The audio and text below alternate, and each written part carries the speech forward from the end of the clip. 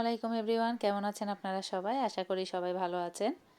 সকাল সকাল এই ব্লগটা শুরু করে দিলাম। এখানে রাতে কিছু এই যেটা ইস্ট বেকারের যেই বনটা আছে, বন বলতে পাউরুটি দিয়ে মাঝখানে ব্রেড দিয়ে জ্যাম দিয়ে, এটা বাচ্চারা খুবই পছন্দ করে। তো হাজব্যান্ড রাত্রে আসার সময় একসাথে 6-7টা নিয়ে আসে। এখানে 3টা আছে আর 4টা হয়তো খাওয়া হয়ে গিয়েছে। সকালে কোচিংয়ে যাওয়ার সময় বাচ্চারা খেয়ে নিয়েছে আর রাত্রে হয়তো হাজব্যান্ডও হয়তো 2টা খেয়েছিল। তো আমি অবশ্য খাই না, আমার খেতে ইচ্ছে করে না, আর মিষ্টি জিনিস আমি একটু কমই খাই।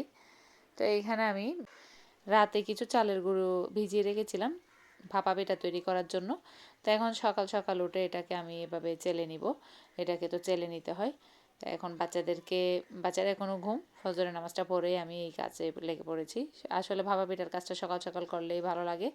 তো এখানে অলরেডি ওই চালের গুঁড়োকে চেলে নিয়ে আমি আমার নতুন যে ভাপা পিঠার হাঁড়িটা এনেছিলাম ওটার মধ্যে আমি বসিয়ে দিয়েছি। এটাতে 3 মুখো মানে 3টা পিঠা একসাথে করা যায় আর কি। তো এই জিনিসটা আমার খুব ভালোই লেগেছে, আর একসাথে 3টা দিয়ে খুব সুন্দর করে হয়ে যায়।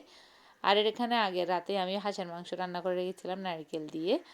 তো এই হাঁস ভুনা দিয়ে এই ভাপা পিঠা খাবো আর কি। আমার হাজব্যান্ড অবশ্য হাঁস ভুনা মানে হাঁস খায় না, তো ওকে দুধ দিয়ে দিব, তরল দুধ আছে, ওটা দিয়ে ও ভাপা পিঠা খাবে। তো এখানে আমি হাঁসের মাংসটা আগের রাতে তৈরি করে রেখেছি, আর এই তো ভাপা পিঠাও সব তৈরি শেষ। কিছু কিছু পিঠা অবশ্য হালকা হালকা ফেটে গিয়েছে বা ভেঙে গিয়েছে, তো সমস্যা নেই, যেহেতু নিজেরাই খাবো বাসাতে, অসুবিধা নেই এগুলো।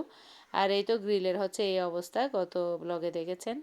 এখানে গ্রিল 3টা গ্রিলই একেবারে নতুন করে ভেঙে লাগানো হয়েছিল। তো এখানে 3-4 দিন পানি দেওয়ার পরে এখানে মিস্ত্রি এসে একদিন রং করিয়ে দিয়ে গেল, আবার 2-3 দিন পরে এসে গ্লাস লাগিয়ে তারপর সব কিছু করে দিয়ে গেছে আর কি। মানে এগুলো করতে করতে আমার প্রায় মাসখানেকের মতো শুধু এই ঘর এলোমেলো আগোছালো এখনও। তো সামনে এখন আবারও আসবে মিস্ত্রি, আবার এসে ঘরের অন্যান্য বাকি যা গ্রিল আছে সবগুলো মানে রং করিয়ে দিবে। তো এখানে গরম পানির ফ্লাক্সে আমরা প্রতিদিন গরম পানি দিই, যাতে বাচ্চারা আর আমি তো সবসময় গরম পানিই খাই তাই। তো এখানে আমার দোকানের মানুষ ওর গাছের শিম আর লাউ নিয়ে আসছে, তো একেবারে ফ্রেশ। আর এখানে এটা হচ্ছে বাজারের কেনা মিষ্টি কুমড়া। চিন্তা করছিলাম মিষ্টি কুমড়া রান্না করব নাকি, তো আজকে আর কিছুই রান্না করব না, এগুলো লাউটাও আমি মুরগি দিয়ে রান্না করব।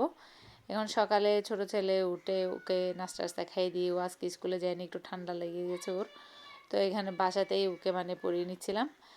আর এই তো এই হচ্ছে বাচ্চাদের আলনার অবস্থা। বাচ্চা যেহেতু 3টা, এখানে মানে কি বলবো, এভাবে মুহূর্তেই যদি কাজটা শেষ হয়ে যেত কতই না ভালো হতো, তাই না?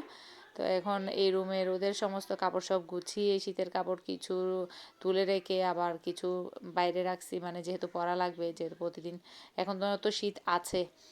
তো হালকা শীতের কাপড় কিছু রেখে, কিছু ঢুকিয়ে রেখে, কিছু মানে সমস্ত কাপড় সব ঠিক করে নিয়ে এখন অন্য রুমে চলে আসছি। এই রুমেরও অবস্থা বেহাল, এখানেও একই অবস্থা। বারান্দা থেকে কাপড় শুকিয়ে নিয়ে এই সোফাতে রাখি। তো এইভাবে জমতে জমতে অনেক কাপড়ই জমে গিয়েছিল, সবগুলো ভাঁজ করে সুন্দর করে এগুলো গুছিয়ে রাখলাম। কাপড় গোছানোটাও আসলে একটা বড় কাজ আমার মনে হয়, সমস্ত আর পরিপাটি থাকা অবস্থা দেখলেই ভালো লাগে। এটা হচ্ছে ঘরের বাইরের দৃশ্য, সিনারিটা খুবই ভালো লাগে আমার, সবুজ গাছ দেখতেই ভালো লাগে, চোখের শান্তি লাগে। তো আবহাওয়াটা খুবই সুন্দর। আর এখানে হচ্ছে ঘরের এলোমেলো অবস্থা, যেহেতু কিচেনের অবস্থা বেহাল, কিচেনের কাজ এখনও বাকি আছে, আর এটা কাজ চলাকালীন সময়ের ভিডিও। এখানে আমি চিকেন রোস্ট আর ডিম একসাথে রান্না করে নিচ্ছিলাম শর্টকাটে, কাজ মানে ঘুমিয়ে নিচ্ছিলাম আর কি।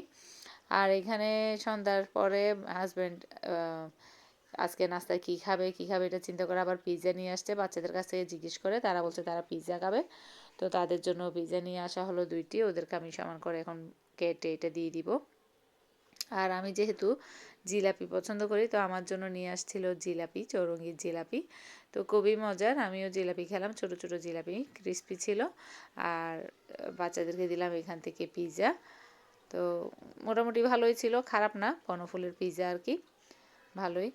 তো এগুলো ওদেরকে আসলে বাচ্চাদের পছন্দের খাবার হচ্ছে বার্গার, পিৎজা, এই সমস্ত কিছুই যতই না ঘরে তৈরি করে দিই, ঘরে তো আসলে অনেক সবসময় তৈরি করি, তো ঘরে তৈরি করে দিলেও বাহিরের জিনিস তো বাহিরের জিনিসও মাঝে মাঝে আসলে কি বলবো খাওয়া লাগে, বাচ্চারা পছন্দ করে। তো আজকের জন্য এই পর্যন্তই।